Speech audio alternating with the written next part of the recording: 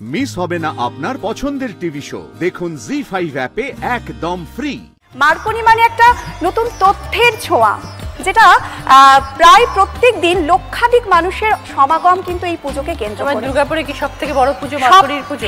সবারই মুখে একই কথা, এই মার্কনির পুজোটা দেখে এলি, মার্কনির পুজো দেখে এলি। কারণ বিভিন্ন জায়গায় যে মন্দিরগুলো, সেই মন্দিরের অনুকরণে আনা হয় আমাদের মণ্ডপের সজ্জা। এবারে কি হয় এর সাহায্যে, যে অনেকে সেই জায়গায় গিয়ে, যে জায়গার মন্দির বিদেশে হোক বা অন্য জেলায় হোক বা অন্য রাজ্যে হোক, সেটা সামনেই দেখতে পাচ্ছে এবং চোখের সামনে দেখতে পাচ্ছে। অবিকল সেই মানে একসময় আমাদের হয়েছিল সোমনাথ, নালন্দা বিশ্ববিদ্যালয়ের ধ্বংসাবশেষ, এবং এত সুন্দর অ্যাম্বিয়েন্স। আমরা প্রত্যেকটা ইতিহাস কিন্তু রেকর্ডিং করে বলে দিই। যারা ছোট বাচ্চা, যারা হারিয়ে যাচ্ছে, শুধু কি তারা ঠাকুর দেখবে? কেন কুমোরপাড়ার গরুর গাড়ি, কি তার বৈশিষ্ট্য, ঐতিহ্য। এবং পুরো মণ্ডপটা ছিল মাটির হাঁড়ি, মাটির গ্লাস, মাটির থালা দিয়ে পুরো ডেকোরেশন করা। সারা বছর মার্কনি নানা সাংস্কৃতিক অধ্যায়, সমাজসেবা, চ্যারিটেবল ফান্ড, ডোনেট করা, কৃতি ছাত্রছাত্রীদের সম্বর্ধনা দেওয়া, একটা সামগ্রিকভাবে আমরা কিন্তু অ্যাটাচ থাকি এবং মার্কনি আমাদের কাছে একটা পরিবার। এর সঙ্গে থাকে আমাদের ব্লাড ডোনেশন, দুস্থ বাচ্চাদের জামা কাপড় দেওয়া, তাদের কারো পড়াশোনার খরচ চালানো, এসব তো লেগেই থাকে সারা বছর। আপনারা দুজনেই দুর্গাপুরের মানুষ? দুজনেই। Arrange marriage? না। Love marriage? না, আসলে বিষয়টা হচ্ছে আমাদের দুই পরিবারের মধ্যে পরিচয় ছিল। ও কম্পিউটার টিচার, এবার আমি কম্পিউটারের কিছু পড়াশোনা ওর কাছে আমি বুঝতে গেছি। স্যার ছিল? আপনার স্টুডেন্ট। বাড়ির লোকেদের মধ্যে আগে একটা হয় যে এদের মধ্যে যদি একটা মানে সম্পর্ক হয় বা বিয়ে হয় তাহলে কেমন হয়, এই যে বাড়ির লোকেদের একটা আছে, সেটা কখন আমাদের মধ্যে এসে যায় সেটা আমরা বুঝতে পারি না। লাভ ম্যারেজের পরে অ্যারেঞ্জ ম্যারেজ। চম্পাদি অনাংশু বাবু, অভিযান সংঘ, বনগাঁর বিখ্যাত পুজো।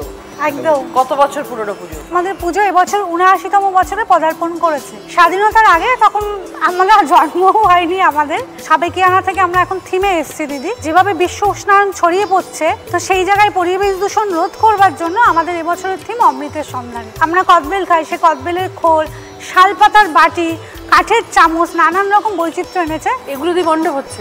এগুলো দিয়ে মণ্ডপ হচ্ছে, মানে অসাধারণ। এবং আমাদের ক্লাব শুধু ওই 5 দিনের মধ্যে সীমাবদ্ধ না ম্যাডাম, এই 5 দিন ছাড়াও রক্তদান, অন্যান্য সময় ক্রিকেট, ফুটবল, বসন্ত উৎসব।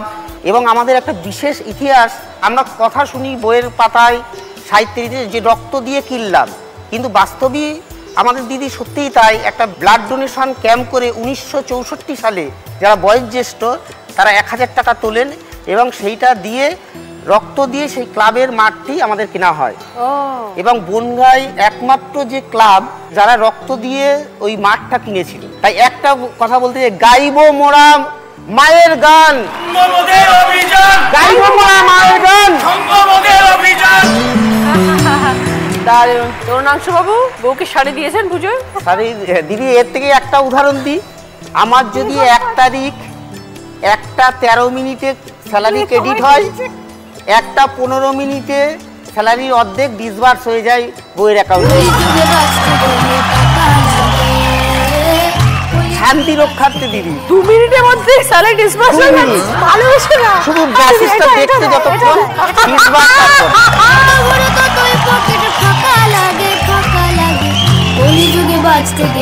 আমি যদি 5টা শাড়ি 5 দিনে কিনি, ওরও 5টা ড্রেস পুরো ম্যাচিং। এই যে আমরা ম্যাচিং পরেছি এখানে না, ও সব সময় ম্যাচিং হয়। সব সময়। আমরা কাশ্মীর বেড়াতে গেছিলাম, সেখানে 5 দিন 5টা ম্যাচিং পুরো। কি করে সম্ভব? কাশ্মীরে তো সোয়েটার পরতে হবে, সোয়েটারটা साड़ी के कौन सा कभी मैच किया रे कभी छोड़ दिया दिल कभी। আমার মেয়ে ক্লাস 9-এ পড়ে, 15 বছর বয়স। আমরা তিনজনে অলওয়েজ ম্যাচ। তাহলে খুব প্ল্যান করে কেনাকাটা করতে হয়। না, আমি যদি টাকা থাকে না, যখন মানে উল্টো ও আমাকে ধার দেয় এখন এরকম মাসের মাঝখানে, একদম মানে ফ্রাঙ্ক, মানে একদম বাই হার্ট, প্রাণ খুলে। খুব ভালো লাগলো কথা বলে, পরিচয় হয়েছে চম্পাদি এবং অনাংশু বাবু। দুইজন সঙ্গে আমাদের সদস্যরা আছে। হ্যাঁ, সবাইকে পুজোর অনেক শুভেচ্ছা, অভিনন্দন। ভালো থাকবেন, পুজোর আনন্দে কাটাবেন এবং আপনারাও চম্পাদি অনাংশু বাবু আনন্দে পুজো কাটাবেন। রথতলা সার্বজনীন দুর্গোৎসব কল্যাণ থেকে। কত বছর পুরনো পুজো? 61 বছর হয়েছে আমাদের পুজোটা।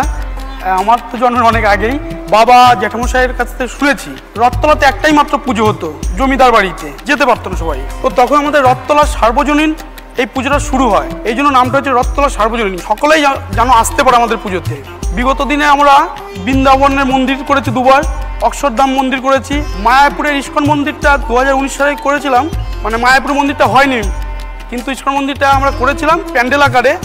ওখানে মহারাজ মশাইকে এনেই আমরা উদ্বোধন করিয়েছিলাম এবং পরে মহারাজ মশাই আমাদের জানিয়েছিল প্যান্ডেলটা পুরো অবিকল মন্দিরের মতনই হয়েছিল এবং ইস্কনের এখনও ওয়েবসাইটে আমাদের প্যান্ডেলের ছবিটাই আছে।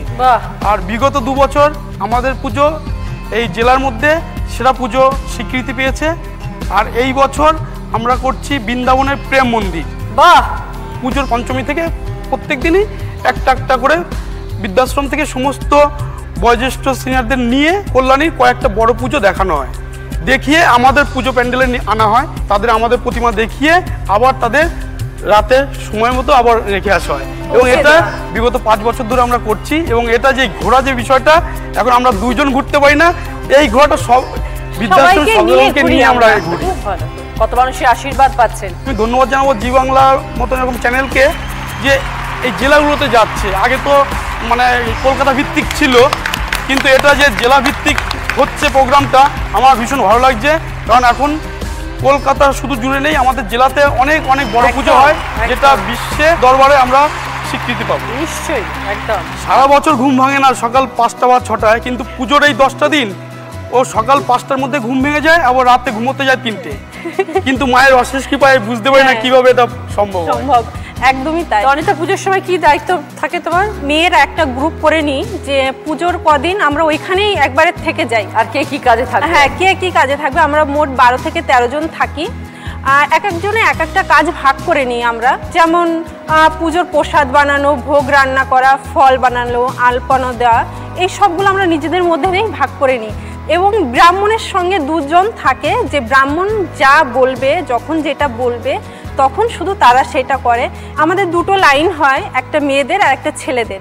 মেয়েদের যে লাইনগুলো হয়, আমরা 12 থেকে 13 জন থাকি মহিলারা, যে প্যান্ডেলের ভেতরে মেয়েদেরকে বাচ্চাদেরকে সামলানোর জন্য। পুজোর 10টা দিন যে আমরা থাকি সবাই, বাড়িতে কোনো কারোর রান্না বান্না নেই, সব পুজো কমিটি ঠিক করে দেয়। কতদিনের বিবাহিত জীবন? আমাদের 7 বছর প্লাস। দুজনেই কল্যাণীর মানুষ? না না না, তাহলে আমি অনেক দূর, আমি করিমপুরের কাছে।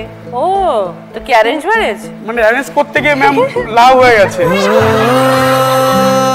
ওর বাড়ি থেকে আমাদের বাড়িতে দেখতে এসেছিল আমাকে, তো দেখে পছন্দ হয়েছিল। তো ওই টাইমে আমি একটু সময় নিচ্ছিলাম, যেহেতু আমার 3 বোনের মধ্যে 2 বোনের বিয়ে হয়েছিল, 1 বোন ছিল। তো আমি একটু টাইম নিচ্ছিলাম যে নেক্সট বোনের বিয়ের পরে করব। কিন্তু 1 বছরের মধ্যে যাচ্ছি না দেখে শিবরাত্রির দিনে ফোন করেছিল হঠাৎ আমার বোনকে। এবার আমাকে বোন ফোনটা ধরে দিয়েছে। এবার আমি ফোনটা বলছে হ্যাঁ বলো, বলছে তোমার মনে কি কেউ আছে আমাকে বলছে। আর আমি বলছি মনে তো কেউ আসেইনি।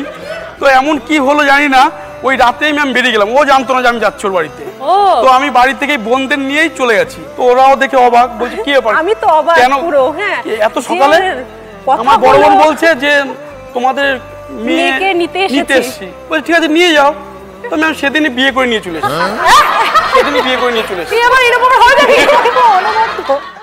জি5 ডাউনলোড করুন আর সব এপিসোড দেখুন একদম ফ্রি।